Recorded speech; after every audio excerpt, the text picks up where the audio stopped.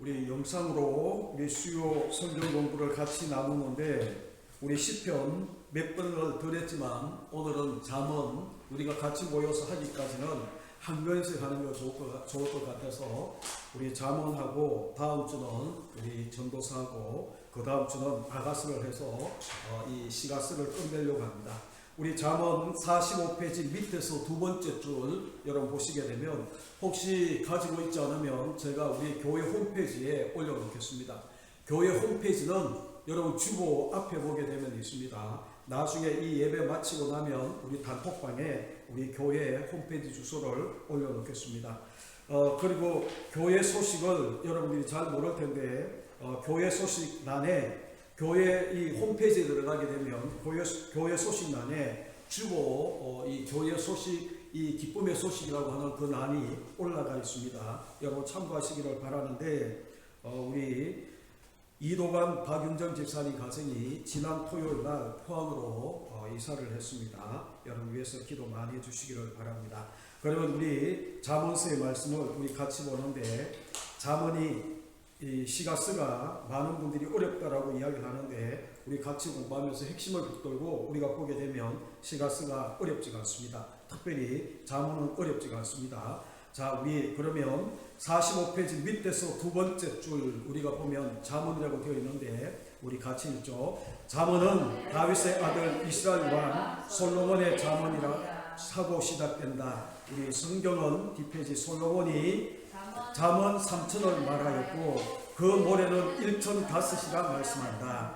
잠언의 핵심적인 단어는 65회 이상 등장하는 지혜다.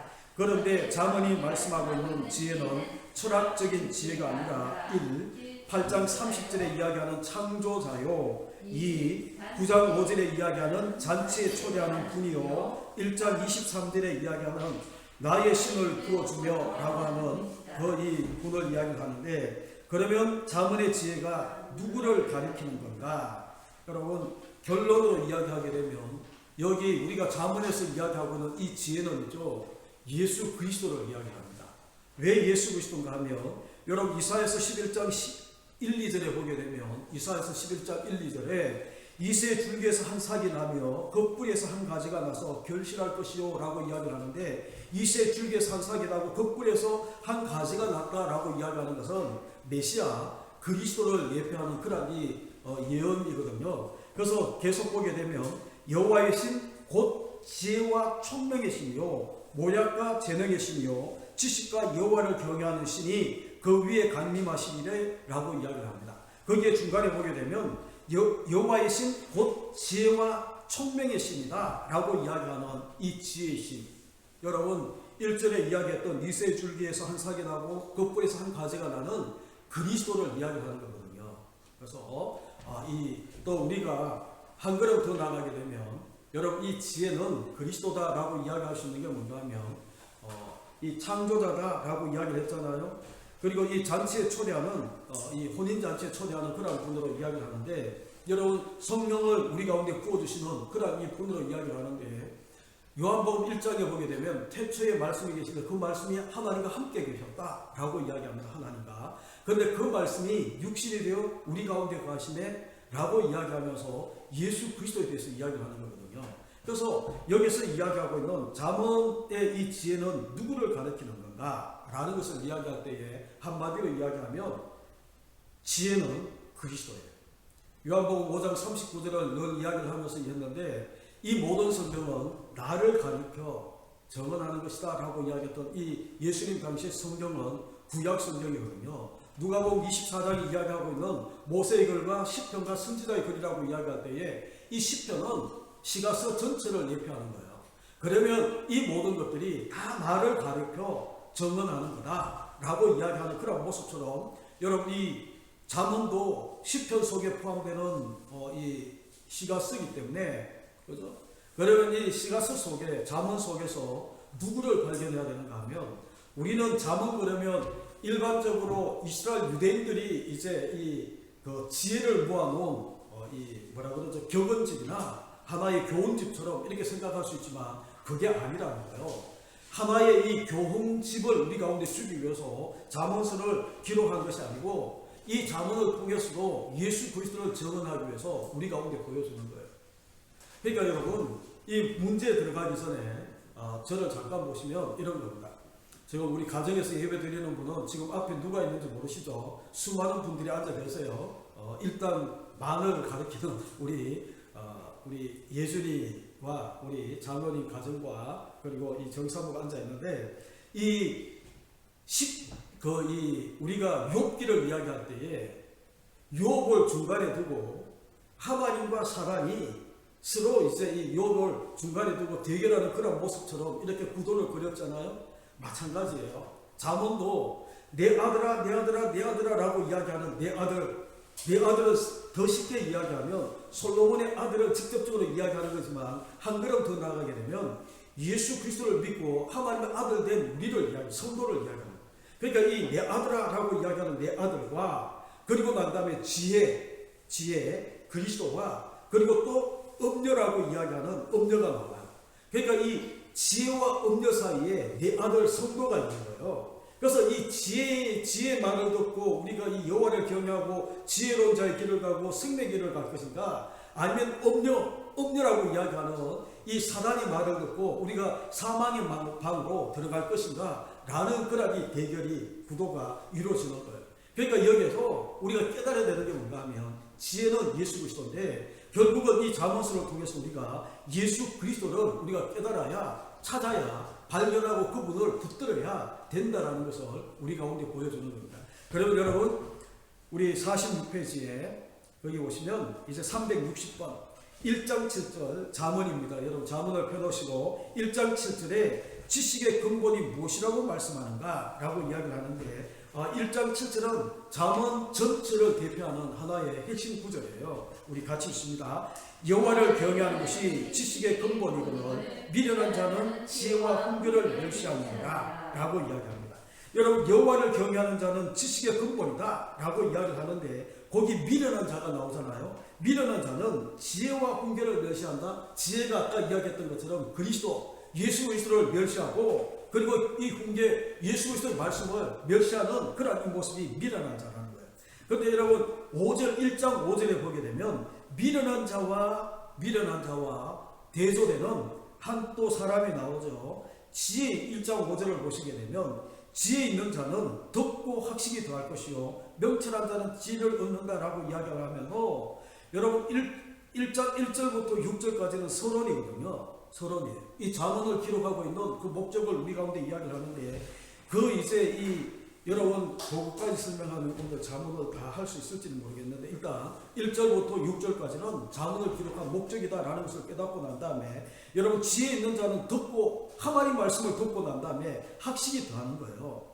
그래서 미련한 자는 훈계를 멸시하지만, 지혜로운 자는 여호와를 경외하는 이 하나님의 말씀을 듣고 학식을 더해가면서 지식을 더해가면서 더욱더 여호와를 경외하는 그런 모습으로 나아간다는 거예요. 그래서 여러분 잠언에서도 이 두 부류, 지혜 있는 자, 예수 그리스도를 붙들고 여자의 후손의 길을 가는 자와 미련한 자, 지혜와 훈계를 멸시하면서 거절하는 그런 이 모습에 뱀의 후손의 이 두 부류로 역시 나눠져서 가고 있는 이 모습을 우리 가운데 보여주고 있는, 대조에서 보여주고 있는 그런 모습이라는 거예요. 그러면 361번 1장 20절부터 23절에 보게 되면 지혜의 초청이 나오고요, 그리고 책망이 나오고요, 약속이 나오는데 이것이 뭔가? 라는 것을 이야기합니다.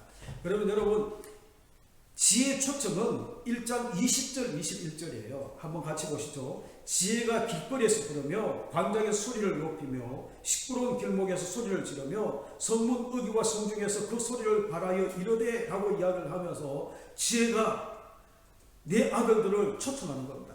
어디에서 초청하는가 하면 길거리, 광장, 그리고 21절에는 보게 되면 길목과 성문 의기와 성중에서 우리를 초청하고 있는 그런 모습이 있어요. 그런데 초청해서 뭐를 하는가 하면 22절에 보시게 되면 책망을 하는데, 너희 어리석은 자들은 어리석음을 좋아하며 거만한 자들은 거만을 기뻐하며 미련한 자들은 지식을 미워하니 어느 때까지 하겠느냐라고 이야기를 하면서 책망을 하세요. 책망의 내용이 뭔가 하면 어리석은 자들, 거만한 자들, 미련한 자들, 그렇게 이야기하면서 우리가 앞서 봤던 미련한 자, 지혜와 훈계를 멸시하는 이 어리석은 자는, 미련한 자는 그렇게 한마디로 이야기할 수 있어요. 지혜와 훈계를 멸시하는, 그리스도와 하나님의 말씀을 멸시하는 거절하는 그런 이 존재다. 그래서 너희가 어느 때까지 지혜와 이 훈계를 멸시하면서 그렇게 지체하겠냐? 라고 그렇게 이 책망을 하는 거예요. 근데 이 약속이 그러면 지혜자의 이 초청의 이 약속이 뭔가 하면 23절이에요. 23절. 우리 23절은 같이 읽습니다. 시작. 나의 책망을 듣고 돌이키라. 보라, 내가 나의 영을 너에게 부어주며 내 말을 너에게 보이리라. 여기 보게 되면 이 책망을 받고 나면 우리에게 세 가지 하나님께서 약속이라고 해야 되나요? 우리가 책망을 받아들이고 나면 우리 가운데 주어지고 있는 축복이라고 이야기해야 되나요? 거기 먼저는 여기 23절에 거기 줄을 하나 꺼내시죠. 나의 책망을 듣고 돌이키라 라고 이야기하는 겁니다. 나의 책망을 듣고 돌이키라 라고 이야기하는 것은 회개하라 라고 이야기를 하는 거예요. 회개하라. 그리고 두 번째는 우리가 회개하고 나면 보라, 내가 나의 영을 너에게 부어주며, 여러분 하나님의 성령을 우리에게 부어주신다 라고 그렇게 약속을 하시는 거예요. 그리고 난 다음에 세 번째는 내 말을 너에게 보이리라 라고 이야기를 하는 겁니다. 이것은 내 말, 나의 말씀이신 예수 그리스도를 보여주시고 성령으로 아니하고는 누구든지 주라 할 수가 없다라고 이야기를 하는데, 그래서 이 말씀이신 예수 그리스도를 보고 우리가 그분 앞에 당신은 나의 주, 나의 하나님이라고 고백하게 하는 겁니다. 그러니까 여러분, 우리가 사도행전 2장 38절에 보게 되면 베드로가 성령이 충만해서 설교할 때 뭐라고 이야기하는가 하면, 너희가 회개하여 각각 예수 그리스도의 이름으로 세례를 받고 제사함을 얻으라. 그리하면 성령을 선물로 받으리니 라고 이야기합니다. 똑같은 말이에요. 너희가 이 책망을 받고 나의 책망을 듣고 돌이키고 회개하면 나의 영을 너에게 부어준다라고 이야기하는데, 그리하면 성령을 너희가 선물로 받으리라라고 이야기를 하고, 그리고 고린도전서 12장 3절에 보게 되면 누구든지 성령으로 아니하고는 예수를 주라 할 자가 없다라고 이야기하는 그런 모습처럼 이 두 구절이, 신약의 두 구절이 지금 우리 지혜의 초청을 받아서 책망을 우리가 받고 지체하지 아니하고 우리가 회개하고 돌아서게 되면 예수 그리스도까지 성령을 받고 우리가 성령으로 말미암아 예수를 주라 하는 고백까지 우리가 나아간다라고 이야기하는 축복이에요. 여러분, 그래서 저는 축복 그렇게 이야기하면 복에 대해서 늘 이야기를 하지만, 복은 재물이 많이 쌓이고 건강이 회복되고 이런 것도 복이다라고 이야기하지만, 성경이 이야기하는 복은 그런 차원을 뛰어넘는 거예요. 내가 여호와를 가까이 하면 내게 복이다라고 다윗이 고백하는 시편의 고백처럼 하나님을 가까이 하고, 그래서 우리가 예수를 주라 할 수 있는 이것이 가장 큰 축복이 되는 거예요. 왜 그런가? 라는 것을 우리가 뒤에 계속 보면 우리가 보게 되는 겁니다. 우리 거기 밑에 거 우리 같이 읽죠. 1장부터 9장은 자문서의 원리에 해당이 된다. 그 안에는 지혜가 31번, 내 아들이 26번, 유혹하는 자가 12번이나 등장한다. 이는 내 아들을 중심으로 지혜와 유혹자가 대결하는 구조다. 그러므로 자문은 성도들을 음료 또는 이방 계집에 유혹하는 말에 빠지지 않게 하시려는 경계이다. 그러니까 이제 우리가 아까도 이야기했던 것은 지혜와 음료, 여기는 뭐라고 이야기하나요? 지혜와 유혹자라고 이야기를 하는데, 지혜와 음료 사이에 성도가 있어서 이 사단이 음료가 유혹하는 이 유혹에 우리가 넘어가지 않고 지혜를 쫓아 우리가 생명의 이 샘으로 나아가도록 만드는 그런 이 경계를 주고 있는 그런 말씀이라는 거예요. 그러면 363번 8장 1절을 보시죠. 8장 1절. 우리 8장 1절을 보시게 되면 지혜가 초청을 합니다. 어떻게 초청을 하는가 하면, 지혜가 부르지 아니하느냐, 명철이 소리를 높이지 아니하느냐. 그러니까 지혜, 명철은 같은 이 의미인데 반복하기 위해서 비슷한 다른 단어를 사용하는 겁니다. 그래서 지혜가 그렇게 초청해서 그 지혜가 초청을 하는데, 지혜의 근원은 언제부터라고 말씀하고 있는가? 여러분 22절을 보시게 되면, 지혜, 여호와께서 그 조화의 시작 곧 태초에 일하기 전에 나를 가지셨으니 라고 이야기합니다. 지혜의 근원이 어디라고요? 조화의 시작, 곧 태초에 일하시기 전에. 그래서 요한복음 1장 1절을 이야기한 거예요. 태초에 말씀이 계십니다. 그 말씀이 하나님과 함께 계셨고 그 말씀이 누구라는 거예요? 육신이 되어 우리 가운데 가시면 우리가 그 아들의 영광을 보니 하나님 독생자 영광이요 지혜와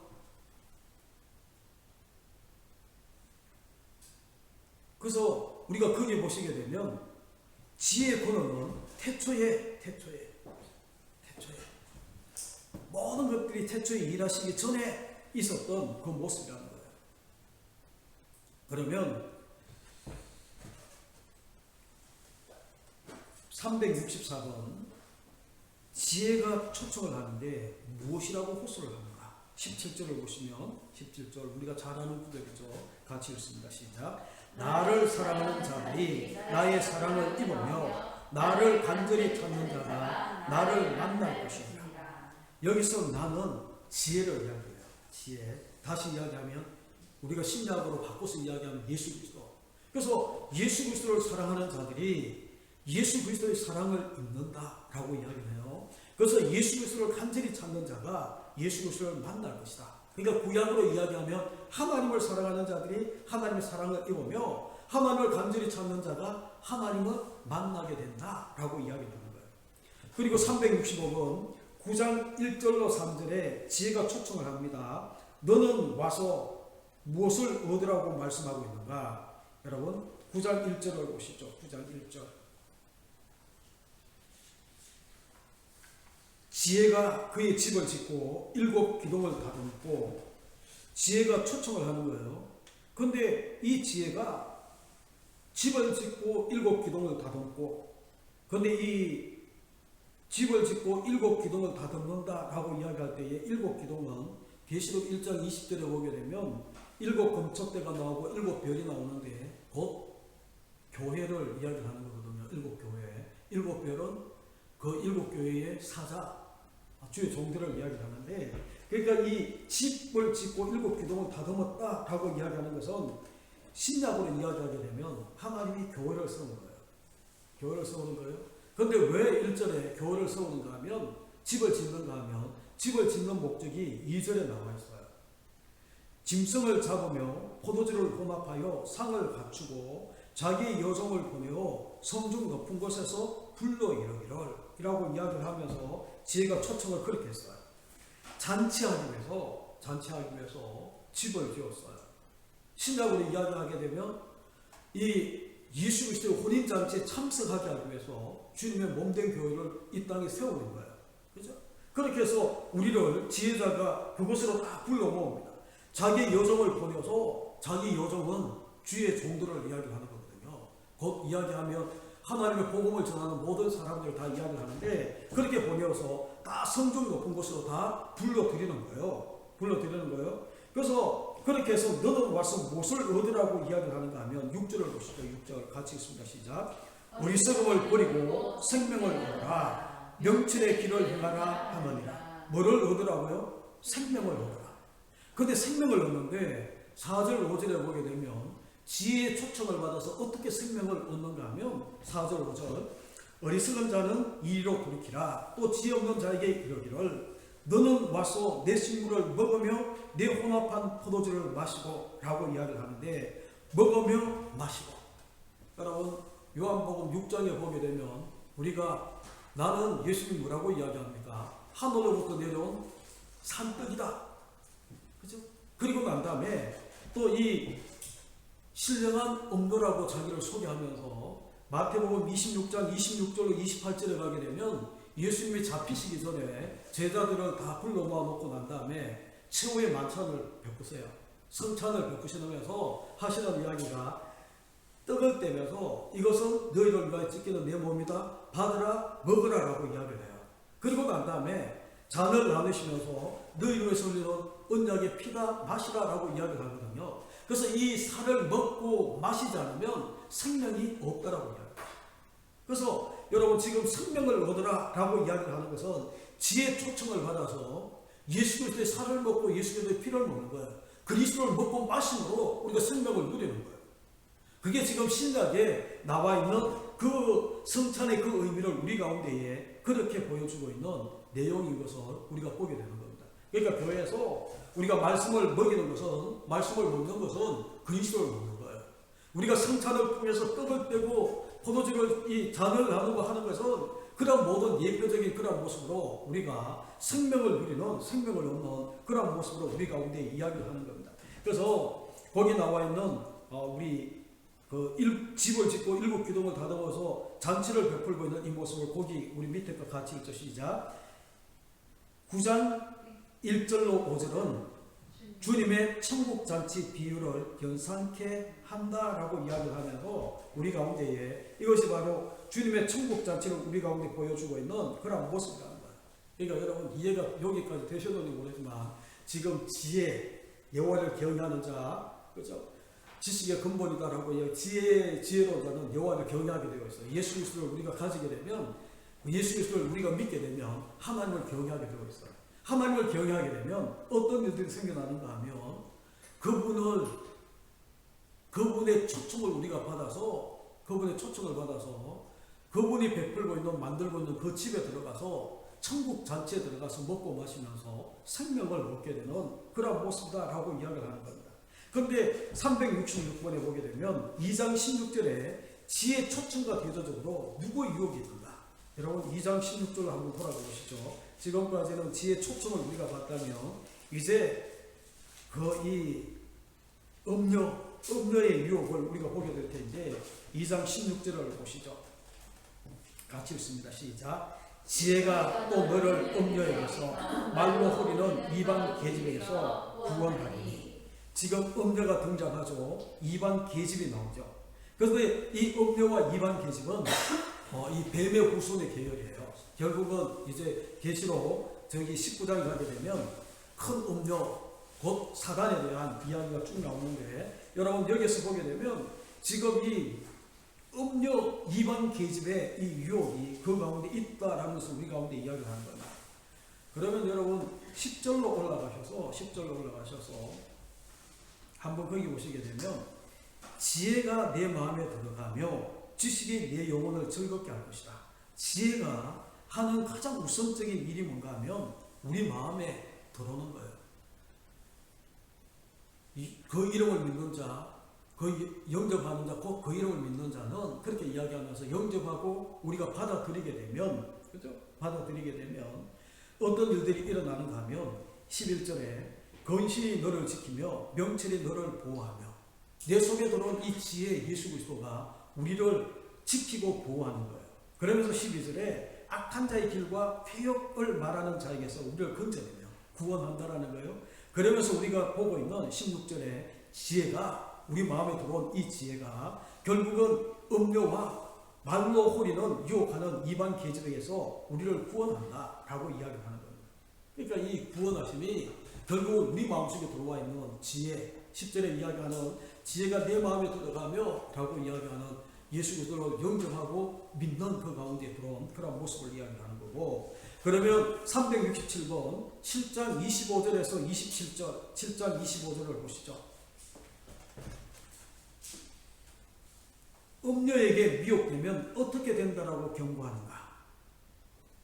그러니까 24절에 보게 되면 이제 내 아들들아 내 말을 듣고 내 입의 말에 주의하라. 이 아들들은 곧 성도, 우리 자신들을 이야기하는 겁니다. 그러면 25절부터 27절을 같이 읽죠. 시작.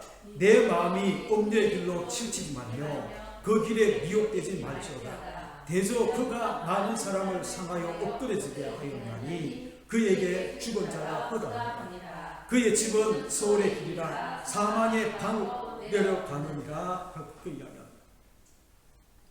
거기 보시면 이제 음녀의 길은, 여러분 한번 보시죠. 계시록을 한번 보셔야 돼요. 음녀는 17장 1절을 보시게 되면 뭐가 있습니까? 17장 1절 같이 읽죠. 계시록 17장 1절. 또 7 대접을 가진 7 천사 중 하나가 와서 내게 말하여이르되 이리로 오라. 많은 무리에 앉은 큰 음녀가 받을 심판을 내게 보이리라 라고 이야기를 하면서 거기 이제 2절에 보게 되면 땅의 임금들도 그와 더불어 음행하고, 그죠? 그러니까 이 세상의 지도자들이 이 음녀 마귀 적그리스도와 음행하는 그러한 이 모습이 거기에 있고, 그리고 난 다음에 이제 5절을 보십시오. 17장 5절. 그의 이마에 이름이 기록되시니 비밀이라 큰 바벨론이라 땅의 음녀들과 가증한 것들의 음이라 하고 이야기를 하면서 그렇게 이야기를 합니다. 그리고 난 다음에 19장 2절을 보십시오. 19장 2절. 그 음녀가 결국은 어떻게 되는가 하면 같이 읽죠. 그의 심판은 참되고 의로운지라 음행으로 땅을 더럽게 한 큰 음녀를 심판하사 자기 종들의 피를 그 음녀의 손에 갚으셨도다 하고 이야기를 하면서 이제 이 음녀에 대한 심판이 이루어지고 나면 그 밑에 보게 되면 세마포 옷을 입고 이제 우리가 이 혼인잔치에 들어가고 있는 어린 양의 혼인잔치에 들어가고 있는 내용이 그게 펼쳐지는 거예요. 그러니까 여러분, 음녀의 미혹을 우리가 받게 되면 어떻게 되는가 하면 거기 나와 있는 27절 끝에 보게 되면 사망의 방으로 내려가요. 그의 집은 스올이고 스올의 길이고 사망의 방으로 내려가는 그런 모습이 있다라는 거예요.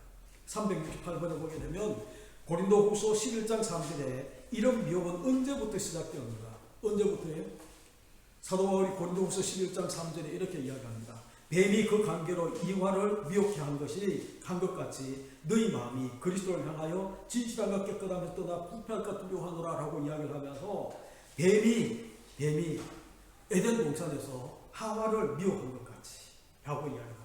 이미 에덴 동산에서 이 음녀가 미혹하고 있는, 그래서 이 음녀는 뱀의 후손이다 라고 이야기를 하는 거예요. 그래서 369번에 고린도전서 1장 24절에 그렇다면 성경이 말하는 지혜와 음녀는 누구를 가리키는 건가?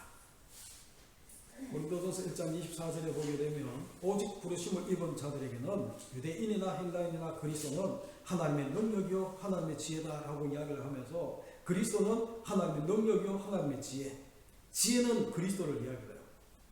계시록 19장 2절에 아까 이야기했던 것처럼 그의 심판은 참되고 의로운지라 음행으로 땅을 더럽게 한 큰 음녀를 심판하사 자기 종들의 피를 그의 손에 갚으셨다라고 이야기하는 이 큰 음녀는 곧 사단 마귀를 우리 가운데에 예표하는 겁니다. 그래서 370번에 이제 이 370번부터 중요한 말씀이 또 펼쳐지는데 10장 11절을 여러분이 보시게 되면 자문에는 입이 강조되어 있는데 두 불의 특성이 어떻게 다른가? 여러분 10장만 해도 있죠. 입이란 말이 12번 나와 있어요. 근데 입이 의와 불의의 병기로 사용되어져서 의의 병기로 입이 사용되게 되면 거기에 나와 있는 생명샘으로 우리를 이끌게 되고, 그리고 이 불의의 병기로 우리가 입이 사용되게 되면 독을 먹으면 악인의 입이 되어버리는 거예요. 그래서 우리가 죽이고 살리는 입을 통해서 이제 죽이고 살리는 것은 입을 통해서 우리 가운데 이루어지는데, 여러분 이 입이다라고 이야기하는 것은 쉽게 이야기하면 하나님의 이 대언의 말씀을 전하는 그 이 대언자로 우리가 보냄을 받은 그런 이 모습의 입을 이야기를 하는데 10장 11절을 뭐라고 이야기합니까? 10장 11절을 보시게 되면 의인의 입은 생명의 샘이라도 악인의 입은 독을 먹어먹다 라고 이야기를 하면서 이 입이 의의 병기로 쓰임받게 되면 의인의 입이 되어서 생명샘으로 우리가 나아가게 되고, 입이 불의의 병기가 되게 되면 악인의 입이 되어서 독을 먹으면 그런 모습이 되는 거예요. 그래서 371번에 보게 되면 그러므로 잠언에는 정인에 대한 교훈이 많이 있습니다. 아래 성부들을 찾아 기록하라 라고 이야기를 했는데 여러분 한번 우리 찾아서 한번 보시죠. 우리 25장 13절. 제가 너무 빨리 하나요? 25장 13절을 보시게 되면 우리가 잘 아는 내용이죠. 충성된 사자는 그를 보낸 이에게 마치 추수하는 날에 얼음 냉수 같아서 능히 그 주인의 마음을 시원하게 하느니라 라고 이야기합니다. 여기 이 충성된 사자는 대언자예요. 대언자. 하나님 말씀을 전하는 자인데, 근데 이제 이 충성된 대언자들은 그를 보낸 이가 누구예요? 예수 그리스도가 우리를 보내는 거거든요. 예수 그리스도가 우리를 보내셔서 마치 수산 날의 얼음 냉수 같아서 능히 그 주인의 마음을 시원케 한다. 여러분, 이 얼음 냉수같이 주인의 마음을 시원케 하는 대언자는 어떤 모습인가 하면 아까 우리가 보았던 10장 11절에 그죠? 의인의 입이 되어서 생명의 샘으로 우리가 나아가고 있는 그 입이 될 때에, 그런 대언자가 될 때에 주인의 마음을 시원케 하는 거예요. 그리고 25장 25절에 보게 되면 먼 땅에서 오는 좋은 기별, 먼 땅에 이제 이방인들에게서 이제 오는 좋은 기별은 목마른 사람에게 냉수와 같다. 여러분, 왜 목마른 사람에게 냉수와 같은가 하면 먼 땅에서 오는 좋은 기별이 뭔 줄 아십니까? 우리가 25장 13절에 보았던 것처럼 충성된 이 기별은 다른 것이 아니고 충성된 사자로부터 이 승리의 소식, 생명샘으로 인도했다는 이 승리의 소식을 듣는 기별, 이 좋은 기별이에요. 좋은 기별을 듣게 되면 목마른 사람에게 냉수와 같다라고 이야기를 하는데, 반대로 26장 6절에 오시게 되면 미련한 자 편에 기별하는 것은, 미련한 자 편에 기별하는 것은 자기 발을 비어버림과 해를 받은 것 같다라고 이야기해요. 여러분, 미련한 자는 누군가 아까 이야기를 했죠. 1장 7절 후반부에 미련한 자는 지혜와 훈계를 멸시하는 자인데, 이러한 자들이 대언자가 되게 되면, 대언자로 보냄을 받게 되면 우리가 10장 11절에 이야기하는 것처럼 독을 먹으면 악인의 입이 되어버리는 거예요. 미련하고 게을러서 그 밑에 이제 우리 그 26장 6절 이하의 축복에 되면이죠. 미련한 자에게는 미련한 자의 입은 미련한 것은, 그러면서 13절부터는 게으른 자는 그렇게 쭉 이야기를 하는데, 여러분, 미련하고 게으른 자가 되게 되면 말씀을 바로 전하지 못해서 거기 6절 후반부에 나오는 것처럼 자기 발을 비워버림과 해를 받은 것 같다. 왜냐하면 보냄을 받은 대언자는 주님의 입이 되고 주님의 발이 되는 그런 역할이거든요. 막 복음을 전하는 발이 아름답다라고 이야기하는 그 발이 되어야 되는데, 여기 나와 있는 미련하고 이 게으른 나태한 이 대언자는 하나님의 이 발이 되지를 못해서 자기 발을 비워버린 것 같고, 그래서 해를 당한가 같다라고 이야기를 하는 거예요. 그거는 아까 10장 11절에 이야기하는 것처럼 악인의 입이 되어서 독을 머금고 있는 그런 모습이에요. 그리고 27장 23절에 보게 되면 내 양떼의 형편을 부지런히 살피며 내 속대에게 마음을 두라 라고 그렇게 이야기합니다. 그러니까 이 충성된 사단은죠, 충성된 주의 종은 양떼를 그리고 속대를 형편을 부지런히 살피면서 마음을 그렇게 두는 건데, 그런데 또 24장 11절에 보게 되면 충성된 사자들은 어떻게 일을 하는가 하면 너는 사망으로 끌려가는 자를 건져주고 살육을 당하게 된 자를 구원하지 아니하려고 하지 말라 라고 이야기합니다. 그래서 여러분, 이 음녀에게 유혹을 당해서 사망으로 끌려가는 그런 자를 건져주고, 또 살육당하게 된 자, 그 이방 여인의 이 좁은 함정 속에 빠져서 이 살육을 당하게 된 자를 구원하지 아니하려 하지 말라, 구원하라 라고 이야기를 하는 거거든요. 그래서 잠언에는 이런 정인들의 그 이 교훈이 많이 나와 있어요. 그런데 우리는 어떤 입술이 되어야 하는가?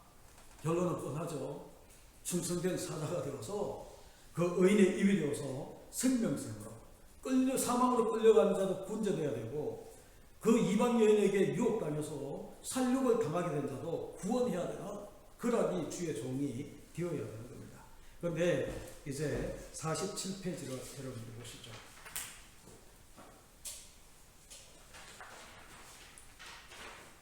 마지막 문제 24장 30절로 34절, 결혼 사역자에 대한 경계가 뭔가?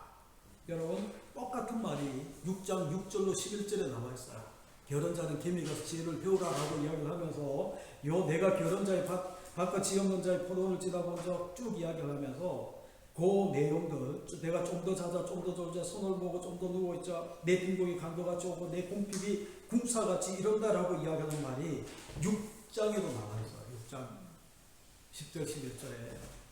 그러면 여러분, 여기 결혼 사역자에 대한 경계가 뭔가? 거기 한 절 한 절 한번 보시죠. 내가 결혼 자의 밭과 지혜 없는 자의 포도원을 지나며 본청. 내가 지혜자요, 그리스도요. 포도원은 뭡니까?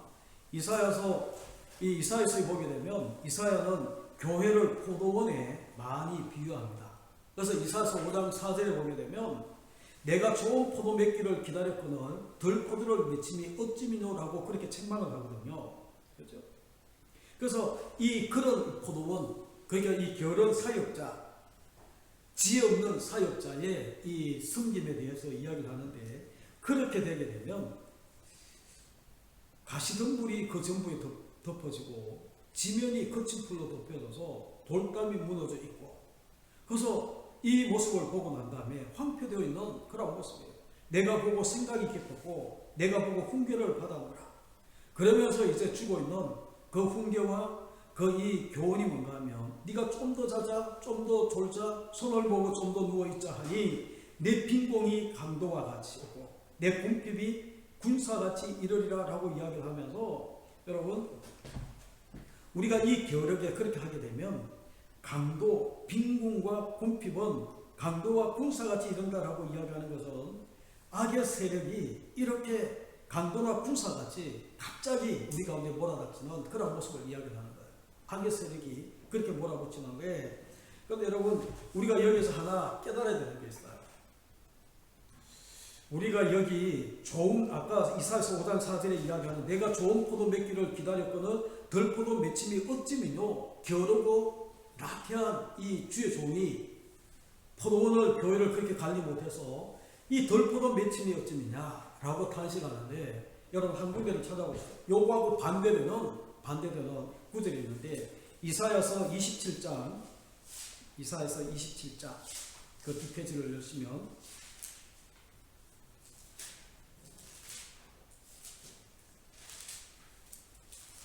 2절 3절을 우리 같이 읽죠. 이사야서 27장 2절 3절 997페이지에 있습니다. 여러분 성경에 거기 줄을 하나 꺼내시죠.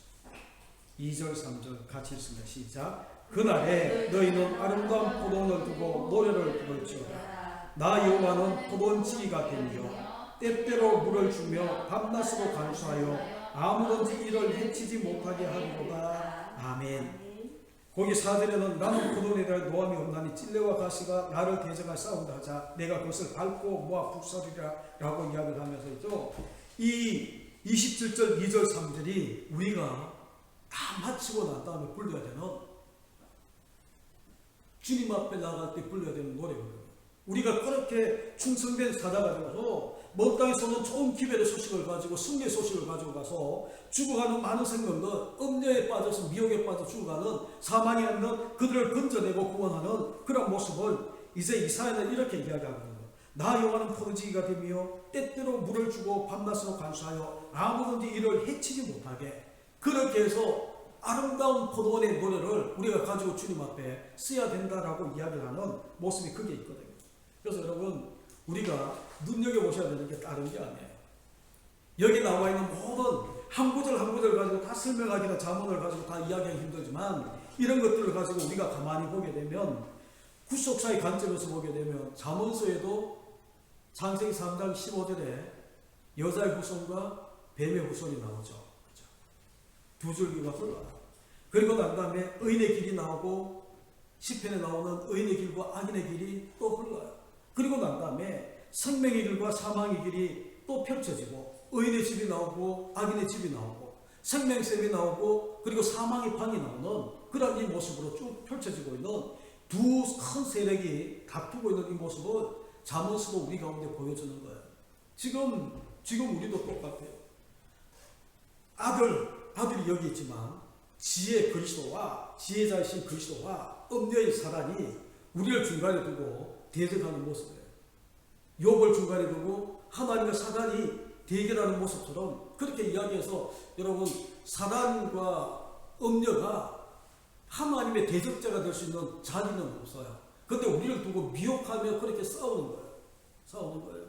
그래서 우리가 지금도 똑같은 거예요. 지금도 내 앞에는 의인의 길이 있고 악인의 길이 있고, 그리고 생명의 길이 있고 사망의 길이 있고, 뱀의 후손의 길을 쫓을 것인가, 또 여자의 후손의 길을 쫓을 것인가? 우리가 창세기에서 보았던 것처럼 노아 홍수 시절에 사람의 아들들이 사람의 딸의 아름다움을 보고 거죠. 아름다움을 보고 들어가서 장가들어 결혼해서 아들을 낳았는데 네피림이 되는 그런 모습처럼 우리가 그 길을 갈 것인가? 아니면 노아처럼 은혜를 입어서 정말 하나님의 구원의 방주에 들어가서 새로운 하나님의 창조의 생명에 이 셈이 되어서 많은 생명을 인류에 계속 흘러넘치게 만드는 그런 존재가 될 것인가 라는 것이 펼쳐지는 거예요. 그래서 여러분, 하나님을 경외하는 사람이 이 시대의 지혜자입니다. 여호와를 경외하는 자가 지혜자예요. 그러면 우리 거기 밑에 같이 한번 읽죠. 시작. 잠언에서는 지혜를 통해서 그리스도를 만나게 되고 음료를 통해서 사탄의 신체를 보게 되고 아들을 통해서 나 자신의 정체성을 깨닫게 되고 충성된 사자를 통해서 정인된 사명을 각성케 한다. 그러니까 이 잠언을 통해서 요 네 가지, 지혜를 통해서 그리스도를 만나야 되고 음료를 통해서 사단의 정체를 알아야 되고 아들을 통해서 나 자신의 정체성을 우리가 알아야 되고 그리고 충성된 사자가 되어서 우리에게 주어진 사명이 뭔가를 깨닫는 그러한 이것을 잠언을 통해서 우리가 깨닫고 이 길을 걸어가야 되는 충성된 사자로 부름을 받은 저와 여러분입니다. 그래서 여호와를 경외해야 충성된 사자가 되는 거예요. 지혜자가 되는 거예요. 오늘 이 잠언을 잘 정리하시고 여러분 빨리 우리가 진행했지만 아마 우리 심장모님이 이 단톡에 올려놓게 되면 여러분이 다시 들어보시고 그렇게 잠언을 잘 정리할 수 있기를 바랍니다. 기도하겠습니다. 하나님 아버지 감사합니다. 잠언을 통해 그리스도 예수를 깨닫게 하시고 또한 우리의 사명을 다시 한 번 더 발견하고 나의 정체성을 다시 한 번 더 깨닫게 하신 주님, 나를 에워싸고 음녀인 사라는 끊임없이 우리를 미혹하고 사망의 길로 우리를 이끌어가려고 하지만 아버지 하나님, 지혜가 내 마음에 들어와서 내 마음에 있어서 정말 사망의 길을 벗어나 생명의 샘으로 우리가 나아갈 수 있는 하나님의 지혜자, 여호와를 경외하는 지혜자가 되게 하나님 인도하여 주심을 감사합니다. 또한 이 어려운 시대에, 어려운 시절에 또한 코로나19로 인하여서 정말 많은 사람들이 두려움과 정말 세상 사람들이 코리아 포비아로 두려워하는 이러한 때에 정말 이 대한민국 또한 특별히 이 대구 땅 아버지 긍휼히 여기시고 회복시켜 주셔서 대한민국이 정말 공포와 두려움을 주는 코리아 포비아가 되는 그런 대상이 아니라 정말 세상 가운데에 코리아 호프, 정말 대한민국이 소망이 되어서 예수 그리스도를 전가하는 제사장 나라로 소망이 되어서 그들 가운데에 사랑을 받고 또한 더욱더 친구가 되고 축복의 통로가 되는 우리 대한민국 주의 백성들에게 또한 주의 자녀들에게 하나님 은혜를 베풀어 주옵소서. 이를 위해 계속 우리가 기도하게 하시고 또한 이 기도하는 가운데에 하나님 우리가 구하고 원하는 것보다 더 큰 하나님의 영적인 축복과 육적인 회복이 있는 이 땅, 이 기회가 되게 하나님 은혜를 베풀어 주옵소서. 지금은 우리 주 예수 그리스도의 은혜와 하나님 아버지의 무한하신 사랑하심과 성령 하나님의 임재하심과 교통하심과 축복하심이 오늘 잠언을 통해 깨달은 우리의 사명을 다시 한 번 더 되뇌이며 그렇게 충성된 사자로 충성된 정인의 삶을 살기로 작정하고 나가는 사랑하는 성도들 머리머리 위에 섬기는 가정과 생업터 그리고 이 교회와 대한민국 모든 선교사님들 사역과 특별히 코로나19 위기로 인하여서 어려움당하고 있는 이 땅의 모든 백성들 머리머리 위에 지금부터 영원토록 함께 하시기를 간절히 축원하옵나이다. 아멘. 우리 수요 예배에 후속사역을 잡는 성경